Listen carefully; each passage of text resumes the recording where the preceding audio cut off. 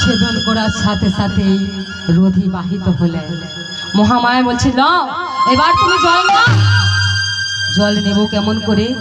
হাতে করে যদি নিই আমি তো হেঁটে যেতে পারবো না, তাই সঙ্গে সঙ্গে নিজের আঁচলটা বাড়িয়ে দিলেন। দাও মা। আঁচলটা ভিজিয়ে বক্ষের মধ্যে ধরে স্বামীর কাছে হামাগুড়ি দিতে দিতে চলেছি। স্বামী, এই দেখো স্বামী, তোমার জন্য আমি জল এনেছি। এনেছো? নিজের অঞ্চলটাকে নিয়ে স্বামী সম্মুখে ধরেছে আর স্বামী জল পান করছে। পান করার পরে বলছে, নর্মদা, আমার পিপাসা এবার মিটে গেছে, চলো চলো এবার আমরা যাই। স্বামী, আর তো আমি তোমায় আমার কাঁধে করে নিয়ে যেতে